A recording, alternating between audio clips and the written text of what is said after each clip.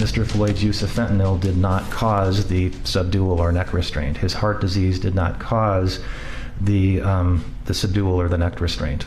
It was not the type of death that has been reported in fentanyl overdose, for example, where someone becomes very sleepy and then just sort of gradually, calmly, peacefully stops breathing. This was not that kind of a death. Witnesses, day 10 of the Derek Chauvin trial, both agreeing it was pressure on George Floyd's neck that led to his death. Yet Chauvin's defense attorney once again pressed doctors about Floyd's past drug use and the condition of his heart. Vox writes, quote, "The defense's strategy of focusing on Floyd's drug use has drawn parallels to a long history of painting black men killed by police as criminals and drug addicts." Here with us again tonight, Brittany Packnett Cunningham, a veteran activist on matters of race and social justice and former member of President Obama's 21st Century Policing Task Force. She's now the host of the podcast, Undistracted. Also remaining with us, our legal analyst, Danny Savalos. Great to have you here. So when the testimony today began to turn toward George Floyd's health and the presence of drugs in his system, I mean, Brittany, what did you hear in terms of the focus of this trial by the defense? I heard the same thing I heard when I read a headline back in 2014 that called Michael Brown Jr., who was killed by Ferguson police officer Darren Wilson, no angel.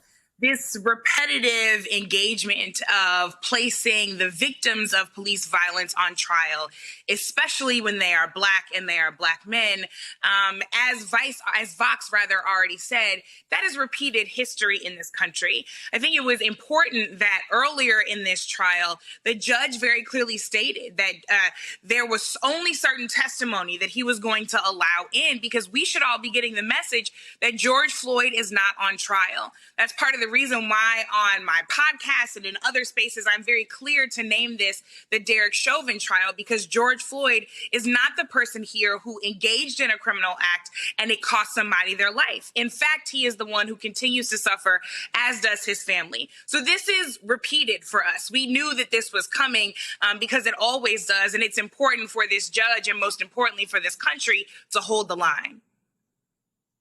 There's another part of this, too. The first of it being the drugs, the bad heart.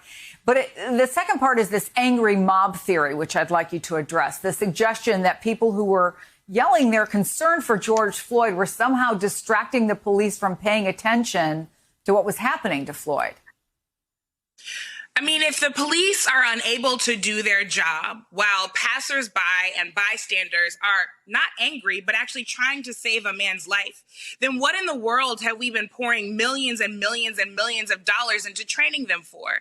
The idea that people who are licensed to carry guns in our communities shouldn't be held to a higher standard is preposterous.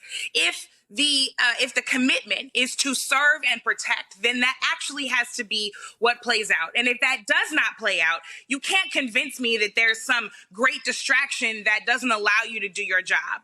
Fundamentally, we have to look at an institution that continues to grow its budget, but then have people like Derek Chauvin say that it was impossible for him to do his job humanely because people were taking issue with him putting his knee on the neck of a man for almost 9 minutes. Either he followed his training and Derek and the other officers and the entire institution of policing are guilty, or he went beyond the scope of his training, but his fellow officers just stood there and watched and endangered others who tried to stop them, which also means that Chauvin and the other officers and the entire system is guilty. No matter what the outcome is, we have to continue to hold the system accountable.